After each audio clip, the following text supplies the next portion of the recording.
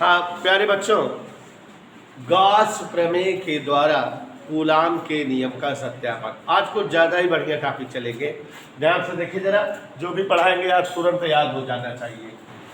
Gauss प्रमेय, ये जो गॉस प्रमेय है इसका दूसरा प्रयोग बताने जा रहे हैं।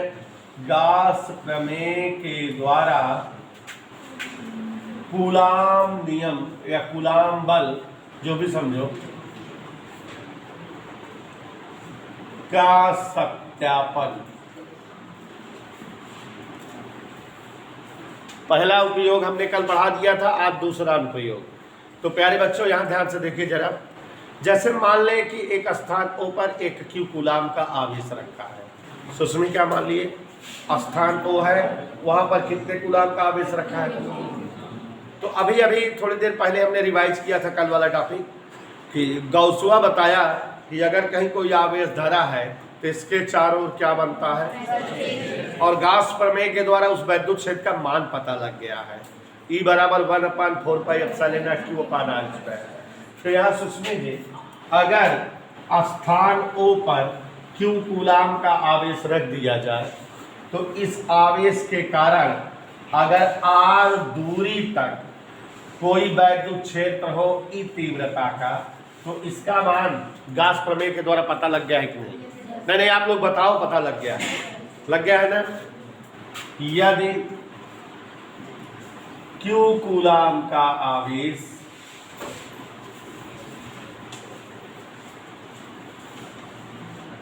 स्थान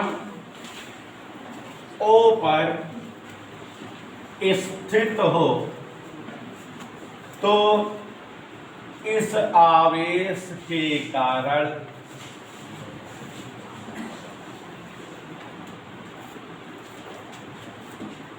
अगर जो है Q कूलाम का आवेश स्थान O पर स्थित हो तो इस आवेश के कारण क्या बन जाएगा, वैद्युत क्षेत्र बन जाएगा।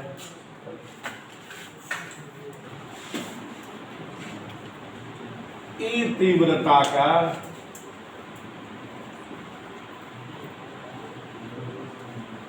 वैद्युत क्षेत्र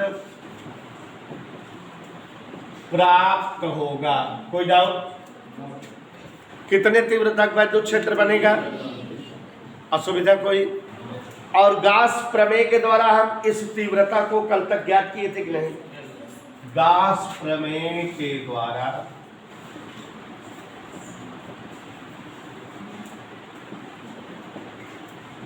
E का मान निकाले हुए हैं 1/4πε/Q/r²।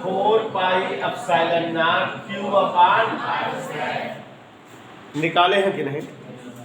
इधर क्लियर। अब बच्चों, पिछले पाठ में आप पढ़े हैं कि यदि कोई परीक्षण आवेश, टेस्टिंग चार्ज, वैद्युत क्षेत्र में लाया जाता है तो जब कोई आवेश वैद्युत क्षेत्र में आता है तो उस पर तुरंत क्या लगने लगता है, वैद्युत बल।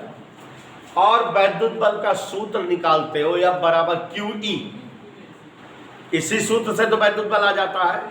तो अगर इस क्षेत्र में कोई एक दूसरा आवेश लाए तो उस पर तुरंत क्या लगने लगेगा, वैद्युत बल। ठीक है। और आप जान रहे हैं कि दूसरा आवेश क्यों ला रहे हैं, क्योंकि हमको कूलाम के नियम का सत्यापन करना है। और कूलाम का नियम है क्या, दो आवेशों के बीच लगने वाले वैद्युत बल से संबंधित नियम है। तो इसलिए दो आवेश होना तो मस्ट है। तो अब यहां पर देखो जरा, यदि धन परीक्षण आवेश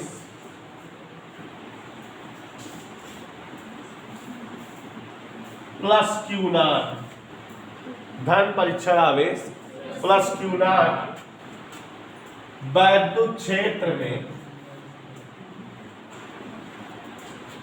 स्थान A पर लाया जाए। कहां पर?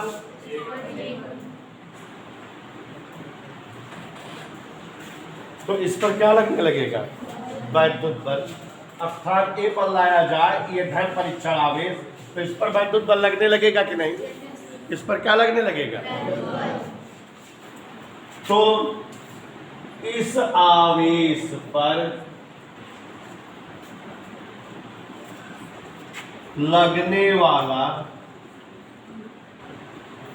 वैद्युत बल F बराबर Q इंटू ई,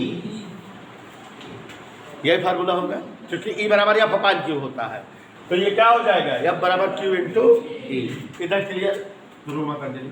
तो F बराबर Q नॉट इंटू ई का मान क्या है 1/4 पाई एप्सिलॉन नॉट Q अपान, यही है फार्मूला। तो और आगे देखो F बराबर 1/4 पाई एप्सिलॉन नॉट, इकट्ठा कर दी Q not upon are square.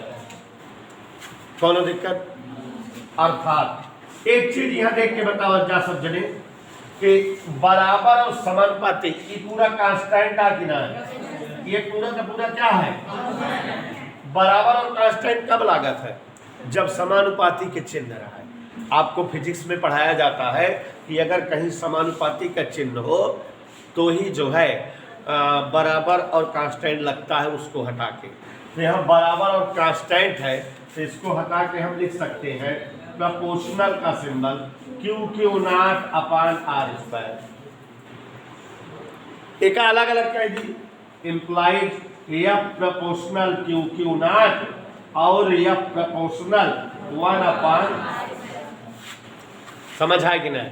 एक बार फिर से बताओ था हिमांशु, ध्यान से देखो।